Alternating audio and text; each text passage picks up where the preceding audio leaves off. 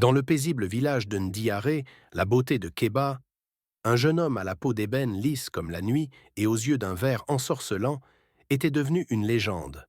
Pauvre mais d'une prestance digne d'un prince, il était le fils unique de Mame Diarra, une guérisseuse respectée. Mais derrière cette beauté, un terrible secret se cachait. Keba n'était pas un simple mortel. À sa naissance, sa mère avait passé un pacte avec les esprits de la rivière, offrant son fils comme gardien de leur puissance contre la promesse qu'il ne connaîtrait jamais la misère. C'est pourquoi chaque fois qu'il souriait à quelqu'un, ce dernier tombait sous son charme, comme ensorcelé. Cette beauté lui valut l'amour de Haïda, fille du chef du village, déjà promise à un riche commerçant. Mais leur passion secrète éveilla la jalousie et la colère du chef, Sambaka, qui décida de détruire Keba. Avec l'aide d'un marabout, il révéla au village le secret. Keba n'était pas totalement humain. On l'accusa de sorcellerie et de malédiction, affirmant qu'il volait la chance des autres.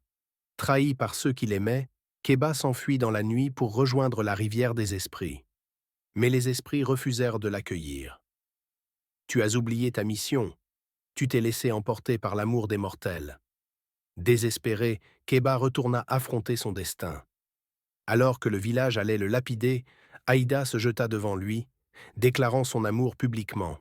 Les anciens, frappés par ce courage, ordonnèrent un rituel pour libérer Keba du pacte. Mais le prix était lourd, sa beauté devait disparaître pour toujours. Keba accepta.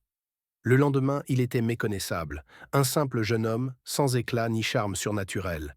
Mais dans le regard d'Aïda, il restait le plus beau des hommes.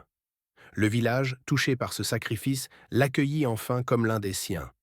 Ainsi, Keba comprit que la vraie beauté n'était pas dans l'apparence, mais dans le courage et l'amour sincère.